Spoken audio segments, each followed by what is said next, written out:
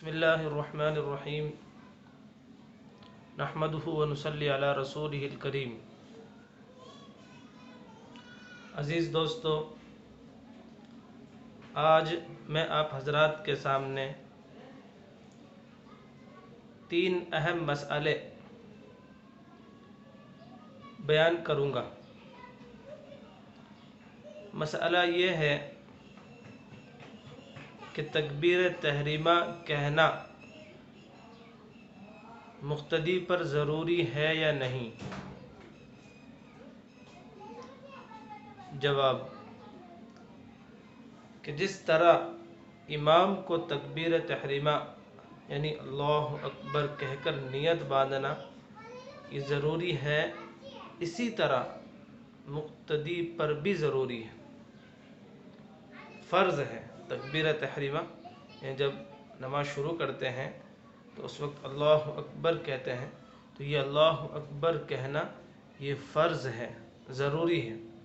अगर किसी शख्स ने अल्लाहु अकबर ना कहा, अगर किसी शख्स ने तकबीर तहरीमा ना कही तो उसकी नमाज शुरू नहीं होगी, क्योंकि फ़र्ज़ है और फ़र्ज़ के छूट जाने की वजह से नमाज नहीं होती।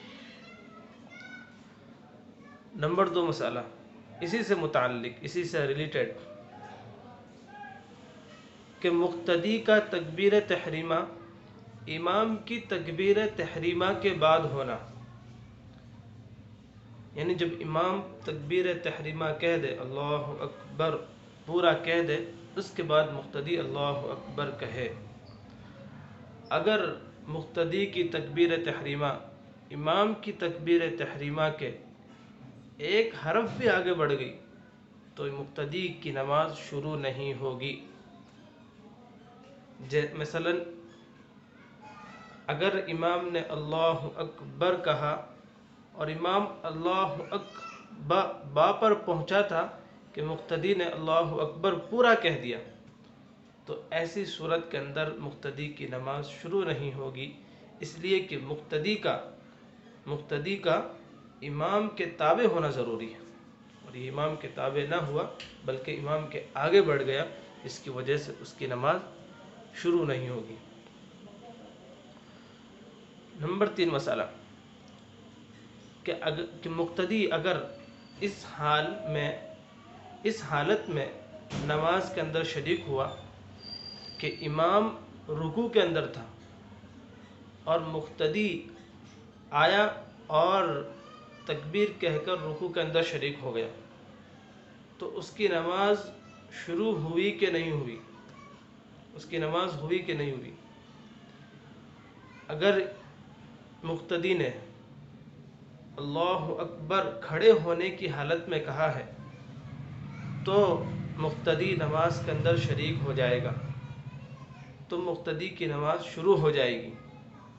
और अगर मुक़्तदी ने अल्लाह तो खड़े होकर कहा लेकिन अकबर पर जब पहुंचा था तो वो उस वक्त झुक गया था, तो ऐसी हालत के अंदर मुक़्तदी की नमाज शुरू नहीं होगी।